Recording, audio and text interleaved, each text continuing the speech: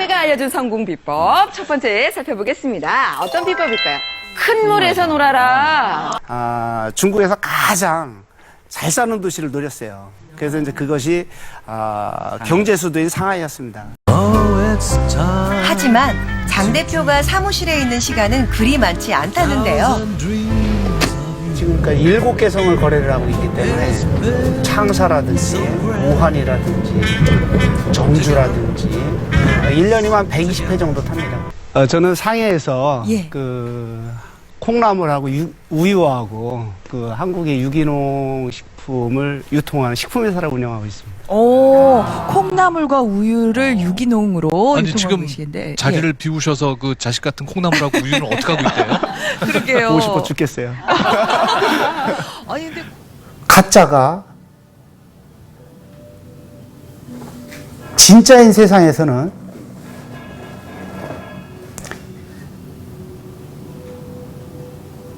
진짜가 가짜가 됩니다.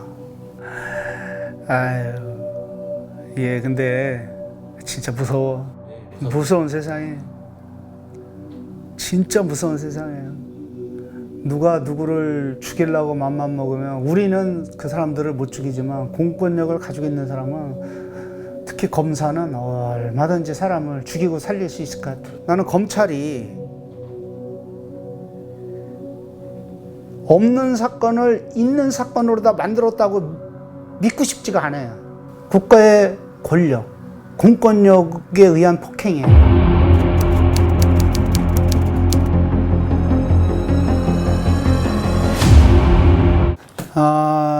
저는 이 사건이 진행되게 된 발단은 저희가 중국의 사업을 키우기 위해서 한국에서 투자를 해주기로 했어요. 투자를 받기로 해가지고 우리는 투자를 받았는데 이 투자금을 우리 투자한 회사의 대표가 클라우딩 펀딩으로 클라우딩 펀딩 사기로 교도소에 수감 중에 마치 내가 이 투자를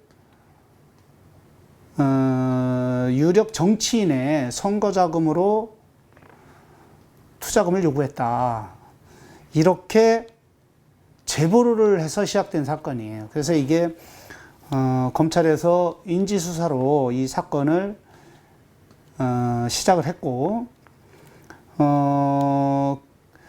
그러다 보니 정치자금법 위반으로 이 사건이 시작이 됐고 정치자금법 위반이 안 되니까 변호사법 위반으로 별건 수사를 하게 되고 또 그것도 안 될 것 같으니까 상법 위반과 사기와 범죄 수익 은닉이라든지 이런 별건의 별건으로 계속 저를 옥죄면서 수사를 하고 그거에 대해서 기소를 한 사건입니다.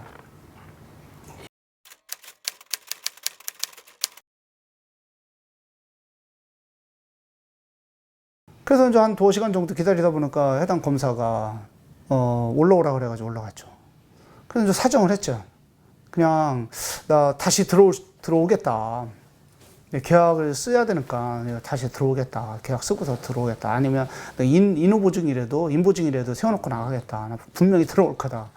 내가 한국하게 말씀하시되 그러지 마시고 그 계약은 다 직원들한테 맡기시고 이번에는 좀 한번 조사를 빨리 해볼 테니까 한번 출국을 좀 늦춰달라고 그렇게 얘기해서 나는 출국을 늦추면 될 줄 알았지.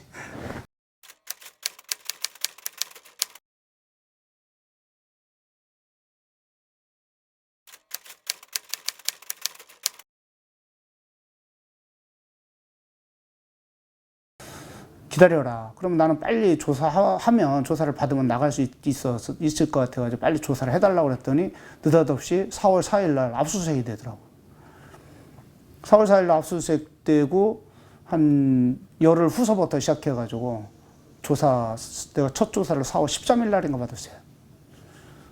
그 조사 받고 검찰에 2번, 3번 조사 받고 3회 조사 받고 4월 29일인가? 4월 30일 날 영장 청구했다라는 소식 듣고 5월 3일 날 영장 실질 심사 받고 구속된 거예요. 솔직히 말씀드려서 출국 금지가 딱 됐을 때는 마음이 그렇게 뭐 조급하나 그런 게 없었어요. 왜냐면 잘못이 없었으니까.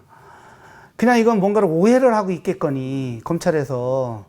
그냥 나에 대해서 뭔가 오해를 하고 있겠거니. 근데 알아보니까 출국 금지는 3년 이상 형이 예상되는 중범죄에 대해서 출국 금지 시킨다는 얘기를 내가 들었어요. 그러면서, 정말, 그럴 리가 없는데. 그런데 시간이 가면 갈수록 여기 청주지검에 와가지고서 완곡하게 나가지 못하는 걸 보면서 아닌 게 아니라 좀 불안하더라고. 근데 보니까는 정치자금법 위반이야. 그래서 내가 정치자금을 제공한 게 없고 내가 정치인도 아니고 정치자금을 제공한 게 없기 때문에 이건 뭔가 오해가 있겠다. 나는 오해가 뭔가 있을 줄 알았어. 그래서 그 오해가 풀어지면 나는 언제든지 출국이 가능할 줄 알았어요. 이게 그냥 소명이 될 줄 알았어요. 근데 그렇지 않더라고. 엉뚱한 데로다가 이 사건이 커지더라고요.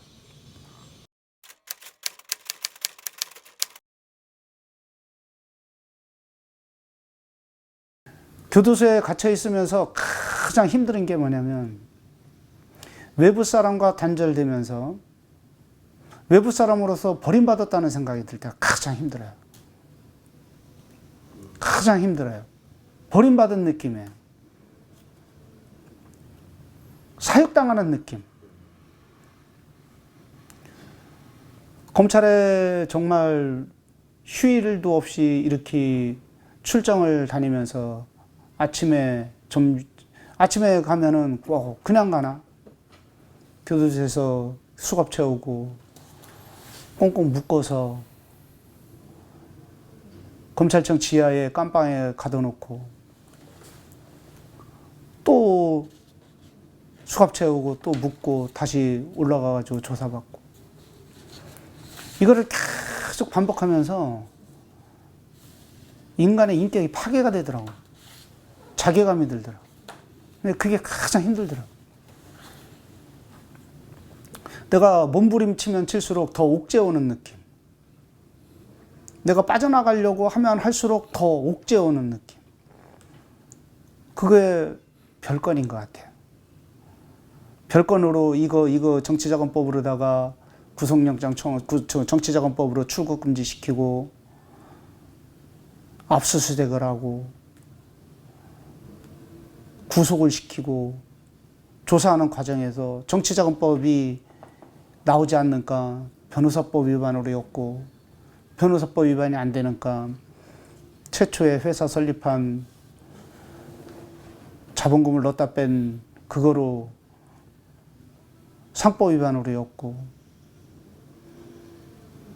보증기금에서 대출받은 내역을 우리끼리 공유한 그 내용을 가지고 돈을 대출 용도 이외에 사용했다고 용도 사기로였고 친구들이 나한테 선의적으로 해왔던 그런 모든 것들을 사기로였고 정말 힘들더라고요. 이건 친구들과의 관계도 끊는 것이고 내 주변과의 관계도 끊는 것이고 나는 검찰이 내가 구속된 상태에서 조국 장관이 그렇게 어려움을 당하는 걸 보면서 느낀 게 뭐냐면 그래도 다행이다 이게. 지금까지는 저도 마찬가지였지만 기소권이 뭔지 기소가 뭔지 공소장이 뭔지에 대해서 크게 관심이 없었어요. 그런데 이 기소를 한다는 이 행위 이 자체 모든 국민이 기소가 뭔지를 안다는 이 자체는 조국 장관이 굉장히 크게 나는 기여를 했다라고 나는 봅니다.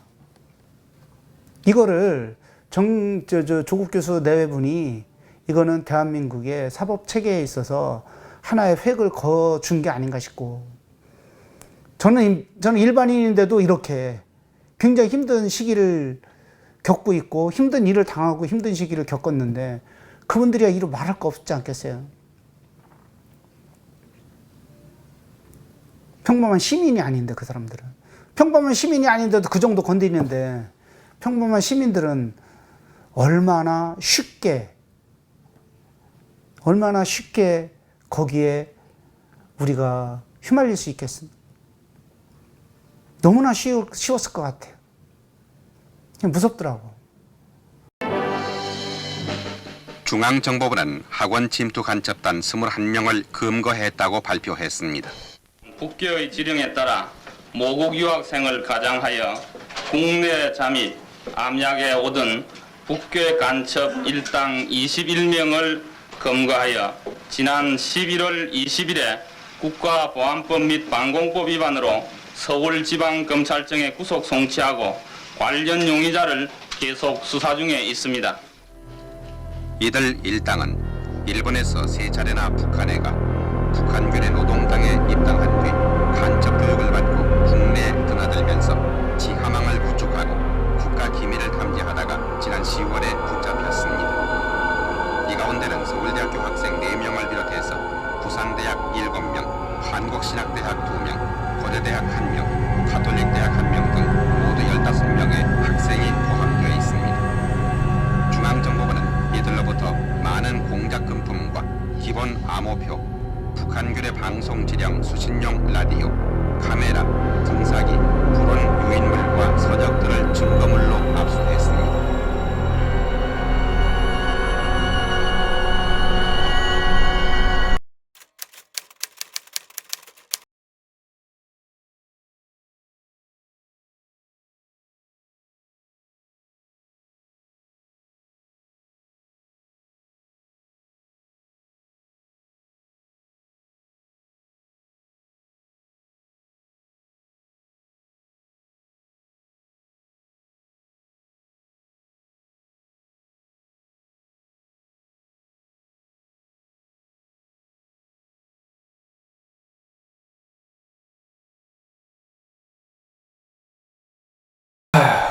사실 방법이 없어요.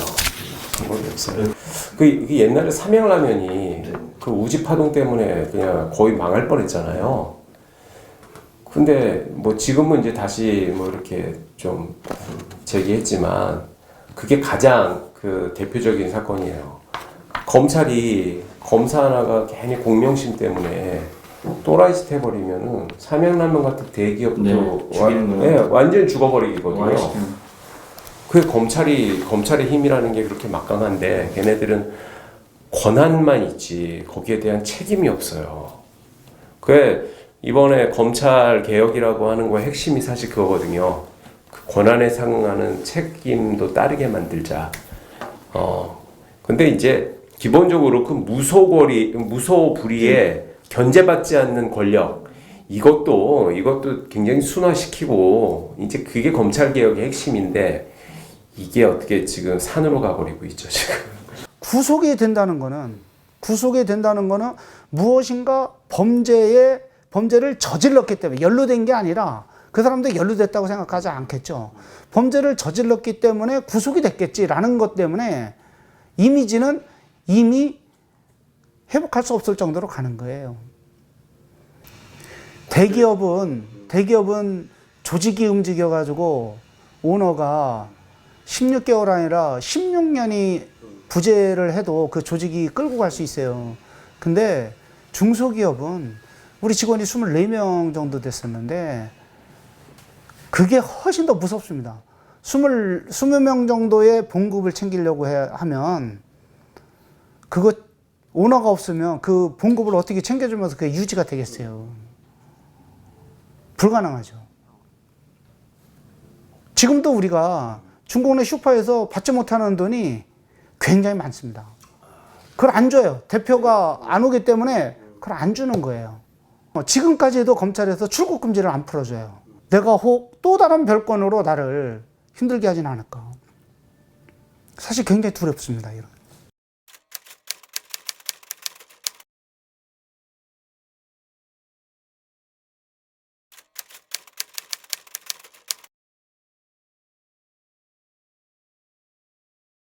제가 이렇게 두려움을 무릅쓰고 나서는 이유는 너무나 억울하기 때문에 이런 사람이 더 이상 있어서는 안 되겠다. 국가폭력은, 국가의 권력은 이런 식으로 쓰는 게 아니다. 공권력은 이렇게 쓰는 게 아니다. 한 인간이 모든 게 망가진 거를 국가가 책임지지 않는다는, 책임질 수 없다는 나라라는 걸 내가 이번에 알았어요. 무리한 기소를 통해 가지고 이 기소가 안 된 거에 대한 책임은 경찰이나 검찰이 이거는 지어야 되는 시스템을 나는 만든다면 이거는 상당히 많이 줄어들 거라고 생각합니다. 그거는 피의자가 요청하기 전에 국가가 알아서 해줘야 되는 법 체계가 있어야 된다고 저는 생각해요. 내가 구속이 돼서 풀려나가지고 내가 무엇인가 국가에 요구한다는 이 자체, 이 시스템이 없는 이 나라는 사실은 문제가 있다라고 나는 생각을 해요. 그게 곧 사법개혁이고 그게 곧 공수처가 필요로 한 그런 부분이 아닌가 싶더라고요. 이런 거로 인해서 시스템이 정말 바뀔 수 있는 계기가 된다면 나한테는 더없이 의미가 있는 거죠. 내가 6개월, 7개월 교도소 생활 한 게 나름대로 의미가 있는 거죠.